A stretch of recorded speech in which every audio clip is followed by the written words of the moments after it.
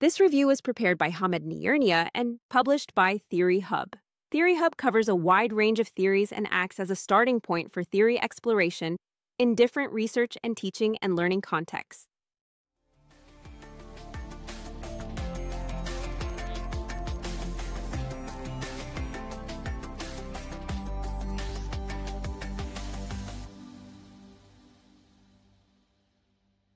This is a review of the Dynamic Capabilities Theory. Dynamic capabilities, DCs, are higher-level competences enabling organizations to integrate, build, and reconfigure resources to address and shape dynamic environments. Dynamic capability theory was initially introduced by Thies and Pisano, and further elaborated by Thies, Pisano, and Schuon. DC is built upon earlier concepts such as combinative capabilities, proposed by Kogut and Zander, and the idea of routines in the evolutionary theory of economic change. It was developed to address the limitations of the resource-based view and continues to be explored in conjunction with RBV in contemporary strategic management discourse. RBV posits that a firm's sustained competitive advantage is derived from possessing valuable, rare, inimitable, and non-substitutable resources. However, a significant criticism of the RBV was its static nature, as it struggled to explain how firms could maintain their competitive edge in rapidly changing and turbulent environments. In such dynamic landscapes, merely owning resources is insufficient. Firms need the ability to adapt, reconfigure, and renew their resource base. DC theory was developed precisely to address this gap by focusing on how organizations can continuously integrate, build, and reconfigure internal and external competencies to respond to environmental shifts. Over time, the literature has evolved to deepen the understanding of DC. Early work defined DC as higher-order capabilities that enable firms to modify their operational routines. More recent research has significantly delved into the micro-foundations of dynamic capabilities, examining the specific individual actions, mechanisms, organizational processes, and structures that underpin core DC concepts, sensing, seizing, and transforming activities. This has led to a more granular understanding of how these capabilities are built and enacted in various contexts, including digitalization and sustainability. Dynamic capability theory is centered on a firm's ability to purposefully adapt, renew, and reconfigure its resource base to achieve sustained competitive advantage in volatile environments. Dynamic capabilities operate as higher-order capabilities that govern the evolution and reconfiguration of ordinary or operational capabilities. The relationship between ordinary and dynamic capability is reciprocal, with evidence supporting both enabling and reconfiguration dynamics. Capabilities develop when individuals and groups combine and transform resources in ways that contribute to the firm's strategic goals. These lower-level operational routines, such as product management, pricing, CRM, or marketing communications, form the foundational basis from which more advanced dynamic capabilities emerge. Similarly, Winter distinguishes between zero-order capabilities and higher-order capabilities, but acknowledges that first-order dynamic capabilities build upon and refine these lower-order routines. This implies a bottom-up pathway, where operational routines enable and support the development of dynamic capabilities. Conversely, Thies and Helfat and Peteraff point out that dynamic capabilities such as transforming are necessary to reconfigure, adapt, or enhance operational capabilities. This shows a top-down influence, where dynamic capabilities shape and renew lower-order routines in response to environmental change. At the core of dynamic capability are three interdependent processes: sensing opportunities and threats, seizing those opportunities through strategic action, and transforming organizational assets and routines to remain aligned with changing market conditions. These processes are underpinned by micro-foundations such as managerial cognition, learning routines, and coordination mechanisms, which together enable firms to navigate complexity and respond proactively to change. Sensing refers to a firm's ability to perceive and interpret opportunities and threats within its external environment. This goes beyond mere information gathering to encompass the insightful interpretation of market signals, technological shifts, and customer needs. Effective sensing allows an organization to identify potential areas for innovation and adaptation, even in highly uncertain conditions. Seizing capabilities involves the mobilization of resources and the making of strategic decisions to address the opportunities identified during the sensing phase. This stage focuses on acting upon the perceived opportunities, which could involve designing new business models, developing new products or services, or implementing new processes. It requires effective decision making, resource allocation, and a willingness to commit to new ventures or strategic shifts. Transforming, also referred to as reconfiguring or continual renewal, relates to a firm's ability to continually renew and reconfigure its organizational structure, assets, and operational processes to maintain competitive fitness in the face of dynamic environments. This involves the capacity for continuous learning, innovation, and strategic change, ensuring that the firm's capabilities remain aligned with evolving market demands and technological advancement. It is a fundamental aspect of sustaining competitive advantage over the long term, adapting to both expected and unexpected shifts in the business landscape. Sustained competitive advantage, in this context, implies an organization's ability to generate sustained abnormal returns over time, outperforming rivals consistently. This is achieved not merely by possessing valuable resources at a given point, but by the continuous capacity to adapt, innovate, and reconfigure the resource base more quickly and more effectively than competitors. It means building new resource configurations in pursuit of temporary advantages, or leveraging existing ones strategically, in a cycle of continuous renewal to counteract market dynamism and imitation. The dynamic capabilities of sensing, seizing, and transforming are often categorized into orders. Some studies group these practices into lower order and higher order capabilities, while other studies consider zero order, first order, and second order capabilities. In these hierarchical frameworks, zero-order capabilities are those that enable a firm to perform its current income-generating activities and make a living in the present.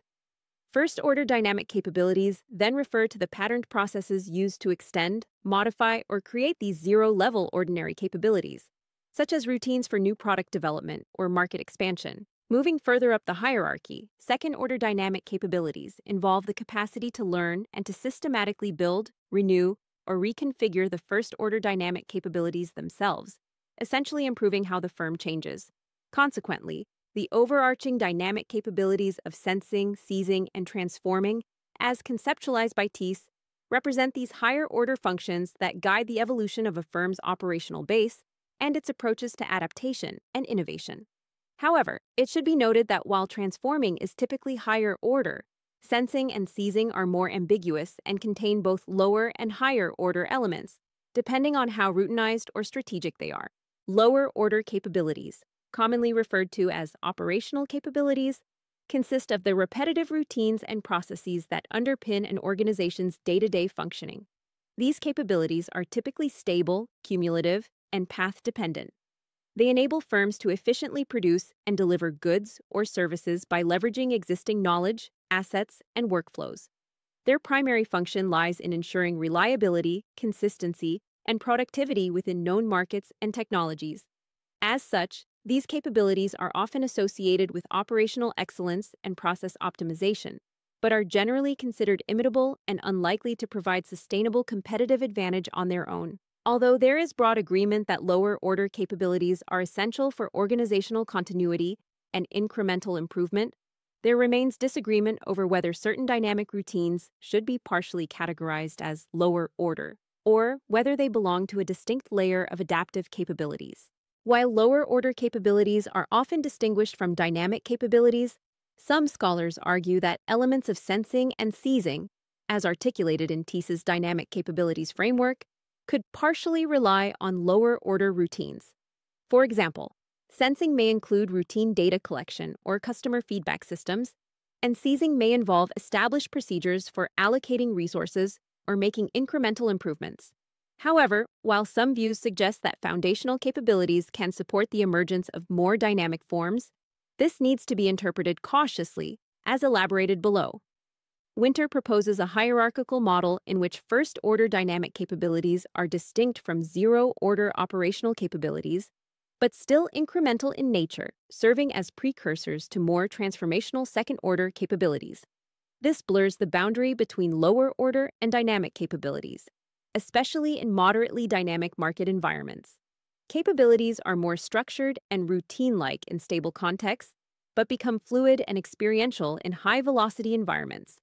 This view challenges any rigid classification scheme. Given organizational ambidexterity, firms can pursue both exploration and exploitation simultaneously, suggesting that capabilities could blend across hierarchical levels.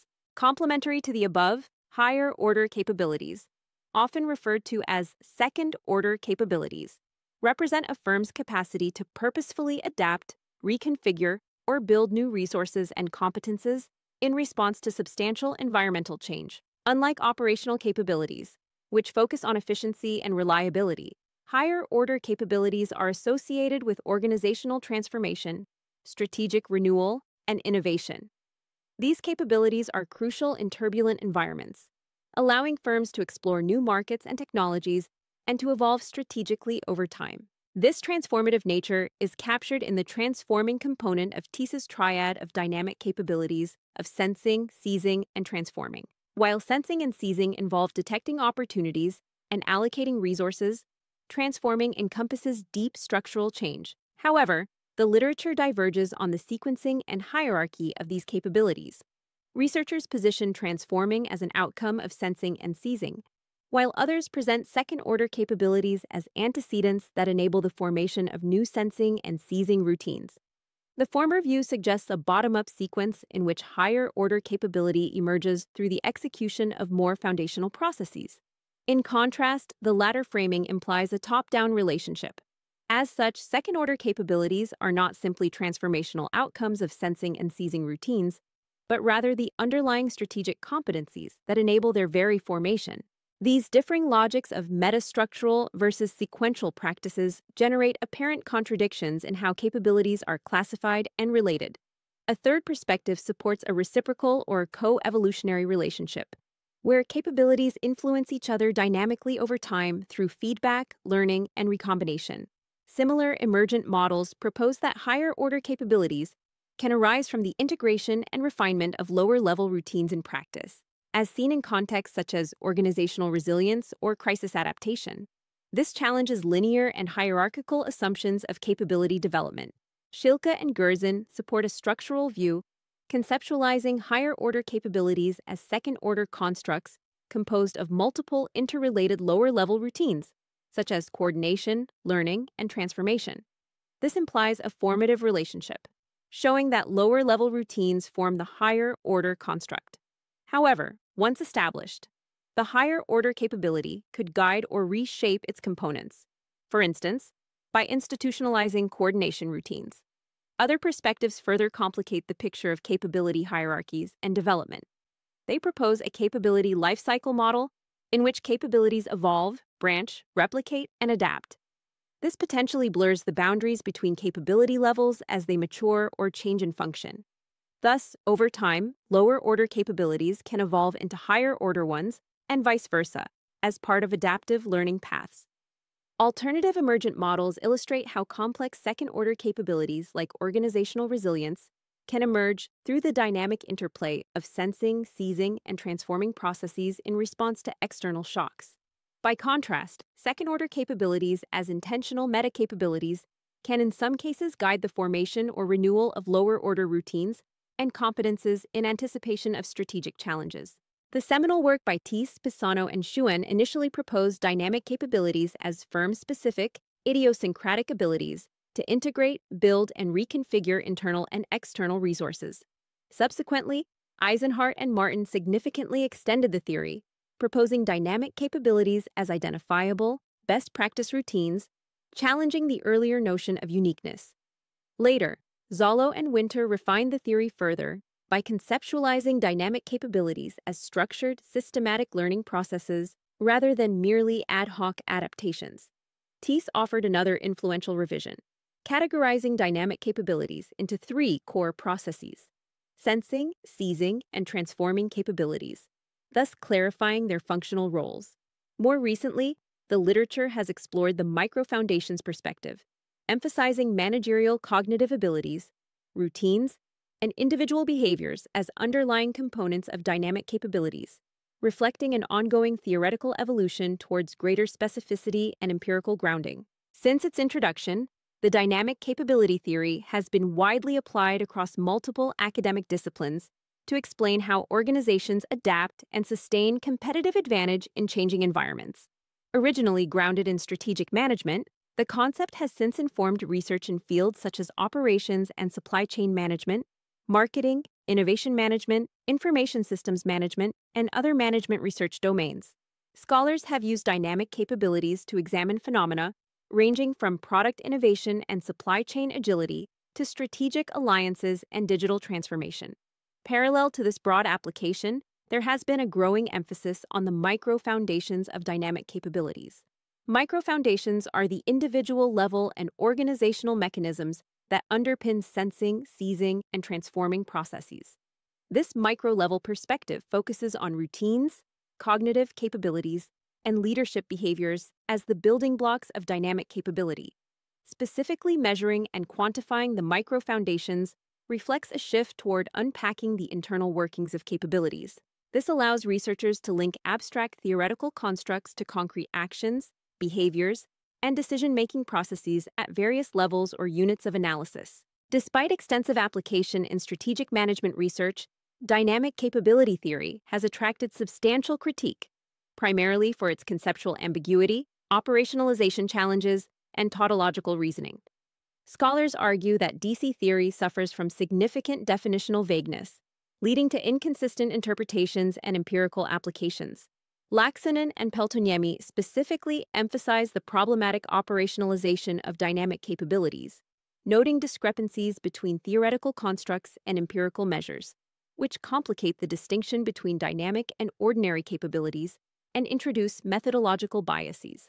Further criticism arises from tautological concerns, as researchers often retrospectively attribute superior firm performance to dynamic capabilities, without adequately specifying how these capabilities are independently identified and verified.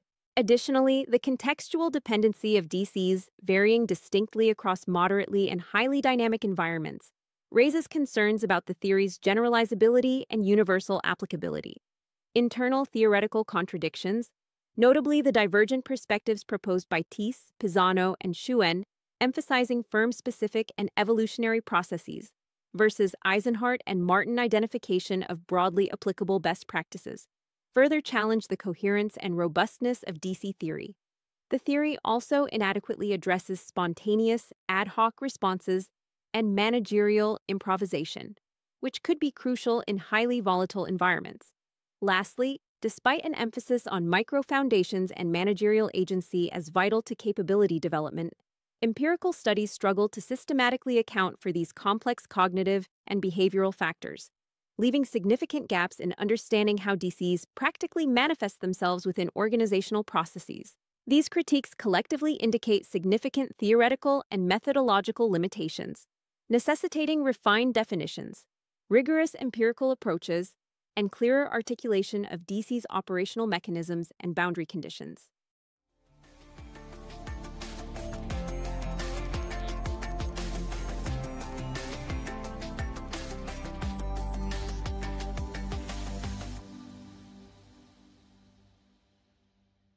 Thank you for listening. To download the full review or to read other theory reviews, visit open.ncl.ac.uk.